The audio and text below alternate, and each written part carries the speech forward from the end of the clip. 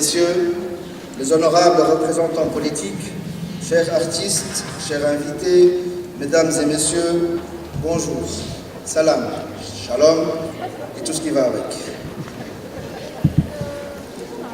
Nous sommes extrêmement heureux de vous accueillir à cette deuxième édition du Salam Festival qui s'articule autour du thème de la paix, à savoir le salam, sous forme d'espaces artistiques, de conférences, de débats dynamiques, portés par des personnalités et des artistes de haut niveau. La devise du Salam Festival est de joindre l'utile à l'agréable, tel qu'il a cité Tom Alexandre, qui prône très justement d'ailleurs l'idée de la créativité. Et les génies ne peuvent s'épanouir que dans un milieu qui respecte l'individualité et la diversité.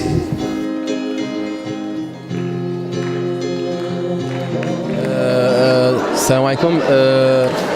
بالنسبة لي سلام فيستيفال ملتقى سنوي رائع جدا يحفز على السلام، كل ما يخص السلام والتعايش السليم.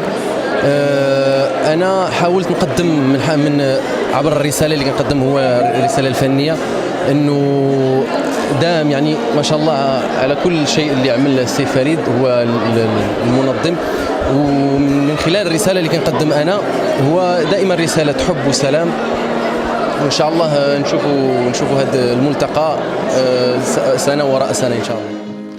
والصلاة تعيد لي الحياة.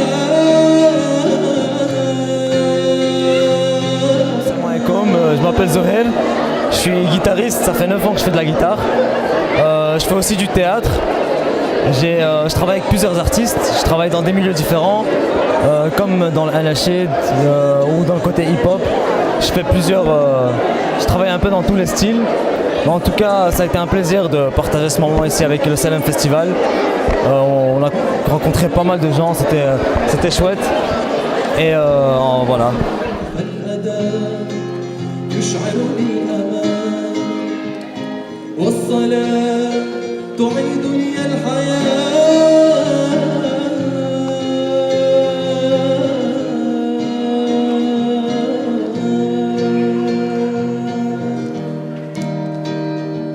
تعيد لي الحياة. تعيد لي الحياة. تعيد لي الحياة. تعيد لي الحياة. تعيد لي الحياة.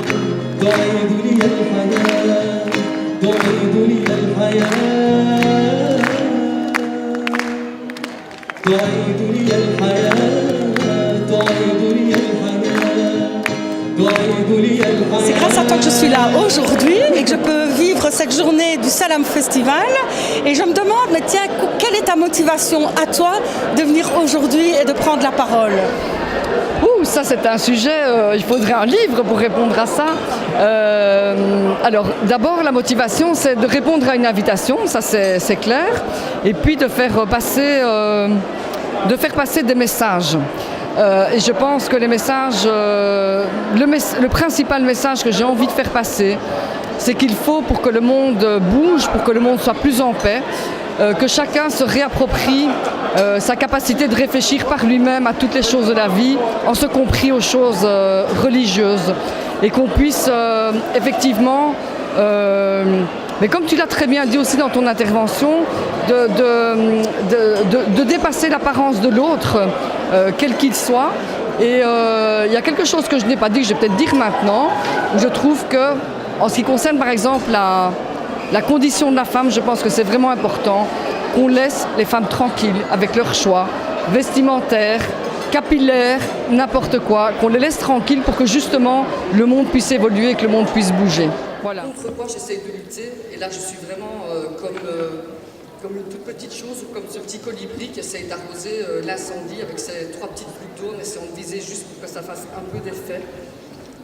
C'est vraiment le discours religieux derrière lequel certaines personnes, je dis bien certaines personnes, se réfugient pour justifier des violences qui sont faites. Et je pense qu'à quelques jours de la Journée internationale du droit des femmes, eh bien c'est important de souligner que ça reste un combat. Et c'est vraiment un combat que j'essaye de mener. C'est très très compliqué parce qu'on est là avec des dimensions qui sont religieuses mais aussi culturelles. Alors je suis Éric Gozlan, je viens de Paris, je suis de confession juive et on m'a invité pour parler de la paix entre les religions, entre les peuples. Le sujet de mon speech sera surtout l'éducation. Comment grâce à l'éducation on peut se connaître, on peut connaître l'autre et si on connaît l'autre, on peut comprendre les problèmes de l'autre et se mettre à la place de l'autre. Donc je vais mettre vraiment un point très important sur l'éducation et aussi sur l'égalité des sexes entre l'homme et la femme, parce que c'est quand même quelque chose de très très important pour notre société et pour que l'islam soit plus reconnu. Je veux aussi parler qu'avant de faire la paix entre les peuples, chaque peuple doit faire la paix avec lui-même et à l'intérieur de chaque peuple, chacun doit faire la paix avec soi-même. Généralement, je travaille j'ouvre les portes entre les pays et surtout, j'essaye de plus en plus de faire travailler les communautés ensemble, les jeunes ensemble, parce que parler c'est bien, mais il faut faire des actions ensemble. Le sujet de ce festival est la paix. Sujet vaste, mais si compliqué lorsqu'on suit les actualités du monde. Le terme qui définit la paix en hébreu est shalom. Mais regardons vraiment ce que veut dire ce mot. Shalom vient de la racine en hébreu shalem, que l'on peut traduire par entier. Ce qui veut dire que si je veux faire la paix, je dois d'abord être entier avec moi-même. Alors, pourquoi parler de ça? Parce que je me retrouve chaque année avec plus ou moins 250 étudiants entre 18 et 26 ans. Surtout ceux qui arrivent en première année avec plein d'espoir, plein d'envie. Ils se disent, nous on a envie de faire du travail social, on a envie d'aider les autres, on a envie de vivre la paix. Donc c'est quand même un public particulier, ce sont des gens qui sont attentifs à ça. Ils pensent savoir écouter, ils pensent que ce sont déjà de bons écoutants. Et je leur dis, voilà, vous arrivez en première année bac et vous allez avoir un cours de culture, spiritualité, croyance. Et je leur demande leur réaction d'abord. Vous voyez que vous avez ça dans votre programme en supérieur. Quelle est votre réaction? Ils me disent, on peut encore parler de Jésus. Voilà, bonjour, je me présente, je m'appelle Mercedes Ficapal et je donne cours à la Haute École Libre Mozane, donc Elmo à Liège. Je donne un cours de culture, spiritualité, croyance au baccalauréat en éducation spécialisée et un cours de questions de valeur en spécialisation en orthopédagogie. D'accord. Et voilà, le fil conducteur du cours, c'est vraiment faire comprendre aux étudiants qu'on a tous une identité qui n'est pas figée, mais qui est empreinte de valeurs, d'images, guides, puissantes, qui font que quand on rentre en relation avec quelqu'un, on décode l'autre à travers ce filtre-là. Et que si on veut vraiment être dans la vraie rencontre avec quelqu'un, il faut pouvoir se décentrer. Je donnais tout à l'heure un exemple. Par exemple, si je suis en entretien avec une jeune fille voilée et que inconsciemment, pour moi, le voile représente la soumission, si je ne fais pas l'exercice de me décentrer de cette image-là, comment vais-je rencontrer la jeune fille dans sa réalité ? Comment vais-je faire ? Je ne la rencontre pas, c'est vraiment pas une vraie rencontre. Donc, ces futurs étudiants qui veulent devenir éducateurs et qui veulent vraiment être des professionnels de la relation, c'est très important de pouvoir intégrer ce processus, parce que l'écoute, c'est pas quelque chose d'inné, c'est pas quelque chose, voilà, je sais écouter tout simplement, c'est quelque chose qui se travaille. Ça demande vraiment d'être dans une réelle rencontre pour pouvoir être dans une relation d'aide, tout simplement.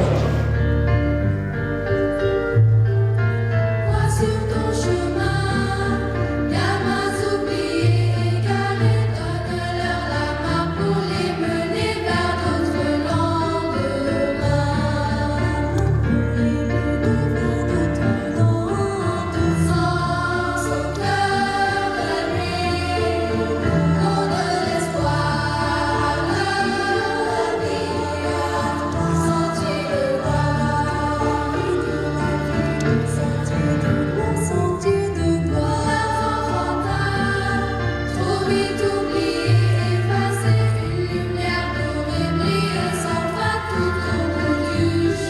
Bonjour, c'est James Dino, je suis un comédien, humoriste, chanteur belge et aujourd'hui je vais intervenir ici au Salam Festival pour faire une tentative humoristique de 15-20 minutes qui j'espère va se dérouler de la meilleure des façons. Alors si je devais me présenter en termes de personnalité, je dirais deux choses. Je dirais il y a deux choses que je déteste évidemment par-dessus tout, ce sont le racisme et les clichés, ça j'ai horreur. D'ailleurs, est-ce qu'il y a des noirs dans la salle qui... Ça m'aurait étonné qu'ils soient arrivés là. Ils vont arriver, désolé. Enfin, pour moi, tant qu'ils viennent pas en bagnole, c'est le principal. C'est ce que je dis toujours. Non, on a des enfants. Je ne suis pas raciste, c'est une question de sécurité. Si j'étais ministre de la Mobilité, avant de remettre les tunnels en ordre, je ferais des réductions train-tram-bus pour les Noirs et pour les femmes. Et pour les femmes noires, une gratuité totale. Taxi compris. C'est pour les contribuables, c'est pour nous. Alors pour moi le Salem Festival ça représente ce mélange, ça représente cette communication qui nous fait défaut actuellement parce qu'en fait aujourd'hui on vit ensemble mais on vit pas ensemble côte à côte quoi. Tu vois, c'est un peu comme dans la jungle, t'as les gorilles, les girafes, les lions.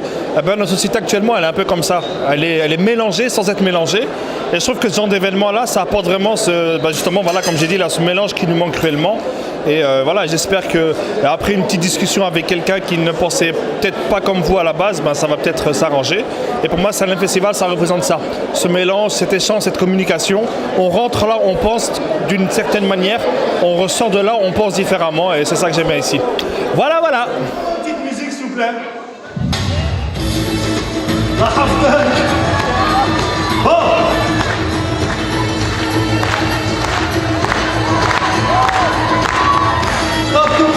Ça fait.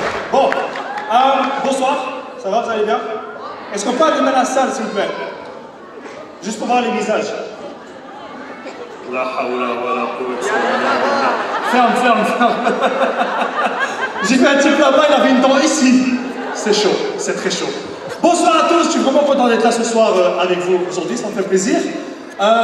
Et je suis particulièrement content de cet événement en voyant tout ce mélange. Ce petit on va dire mélange. Ce petit mélange de culture.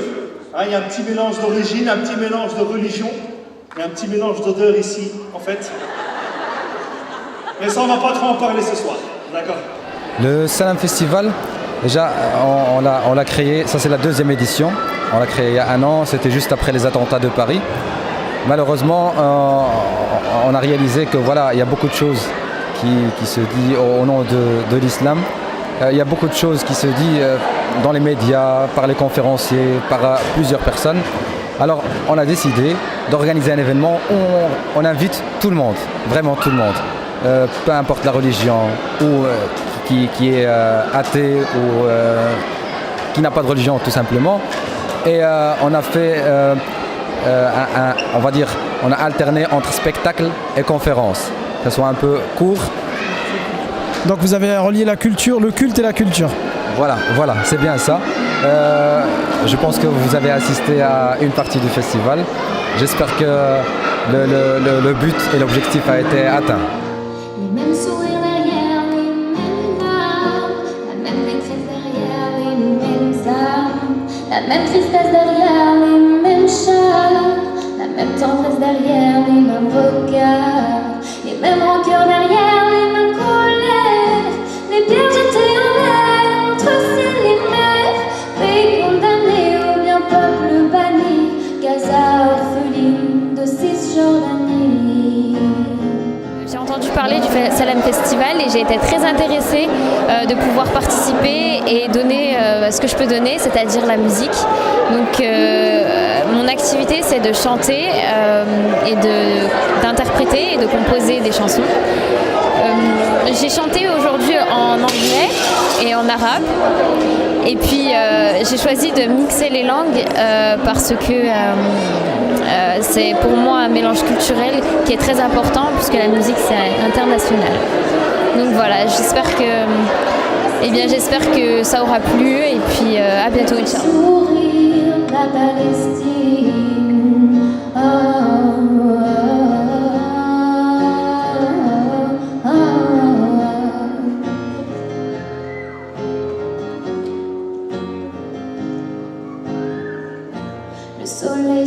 couche sur les plages de Gaza. Demain certain comme un silence de rafale. Les nuits sont, le jour se lèvera. Belle tu étais et belle tu seras.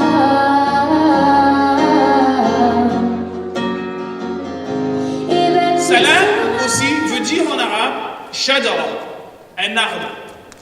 Et c'est ce dont je vous ai parlé à l'instant. Vous êtes un arbre. Vous devez servir de couverture. Vous devez servir d'ombre. Vous devez également être utile aux autres comme un arbre est utile pour le reste de la vie. Donc quand on dit salam, c'est pas un vain mot, quelque chose que l'on dit. Tu ne peux pas dire à quelqu'un assalamu alaykum et ensuite lui tomber dessus et l'insulter. Or ce salam-là, il n'y a pas plus beau au monde en réalité. Cherchez tous les saluts et toutes les salutations du monde, vous n'en trouverez pas une seule qui sera aussi belle que celle-là. Et quand on dit aux gens ce que cela veut dire, je peux vous garantir que tout le monde adopte le salam. Salam. J'espère, Inch'Allah, qu'il ira en s'améliorant et en regroupant ou en drainant le maximum de personnes possibles, Inch'Allah. Salam alaikum. D'abord, il faudrait savoir rendre hommage aux organisateurs d'un tel événement considérable qui assoit une bonne fois pour toutes les fondations d'une réelle amitié entre les personnes, entre les communautés, même si je ne crois qu'à une seule communauté d'un destin commun, celle de l'humanité. Et il fallait préciser les thèmes forts de la fraternité, de l'entraide, de la solidarité entre les personnes. Il fallait aussi le faire à un temps de troubles, d'incertitudes. D'aucuns parlent de trompisation des esprits. Eh bien, en cette époque-là, il y a lieu de dire l'invincible espérance. C'est vrai que les pinailleurs disent que l'espérance est ce qui n'advient jamais par définition, mais en même temps, il faut préciser que nous ne devons pas abdiquer, nous qui avons peut-être la faiblesse ou la prétention de dire que nous sommes des hommes et des femmes de bonne volonté et que nous ne voulons pas abdiquer, nous ne voulons pas nous résigner à l'idée que le terrorisme abject, que la terreur, que la barbarie puisse l'emporter sur l'humanisme, sur l'amour, sur la bonté, sur la miséricorde.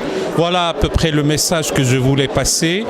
Je veux le passer sans naïveté obtuse. Je veux le passer aussi en disant qu'il faudrait voir toujours dans une situation de conflit ses propres manquements. Sans haine de soi, sans autoflagellation. Il faut voir chez soi, en soi, les manquements à la solidarité, les manquements à la parole donnée, les manquements à l'éthique. Et ce travail-là en interne est considérable. Et il se trouve que les musulmans de Belgique, comme citoyens, doivent aussi privilégier l'éducation, l'instruction, l'acquisition du savoir, la connaissance, les belles lettres, les beaux-arts. Ça, ce sont des maîtres mots comme antidote aux dérives dites de radicalisation, mot qu'il faudrait aussi savoir préciser. Donc ce travail considérable de la préparation du citoyen et de la citoyenne me paraît être un travail incontournable. Moi, ma passion, c'est de voir les gens heureux. J'aime être heureuse et pour moi, le bonheur, c'est un état d'esprit. On me dit toujours, mais Nadia, tu souris tout le temps, comment tu fais pour sourire tout le temps? Je vais vous dire mon secret aujourd'hui. Ça vous intéresse? Alors qu'est-ce qui m'a amené à venir au Salem Festival? Déjà moi c'est le terme, c'est le nom Salem Festival. Moi je suis une passionnée de paix. Pour moi la paix c'est un peu le chemin de vie sur lequel j'ai envie d'avancer, sur lequel je chemine au quotidien.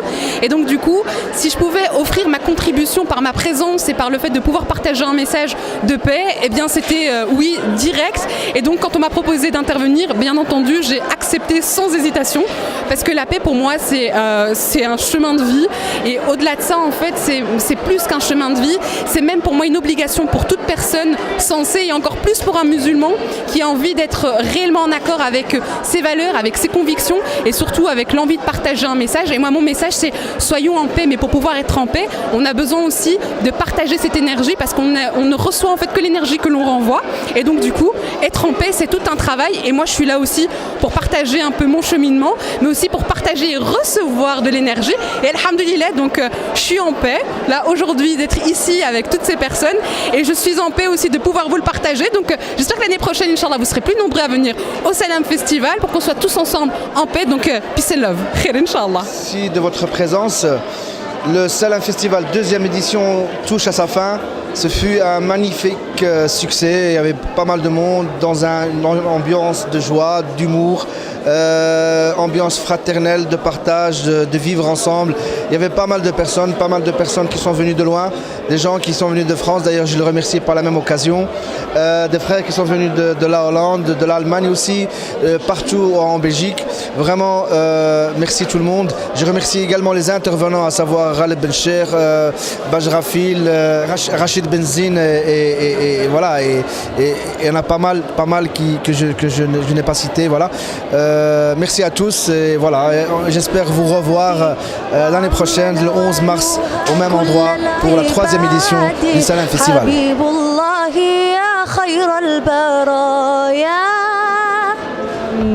Et je fais partie de la chorale depuis 10 ans déjà.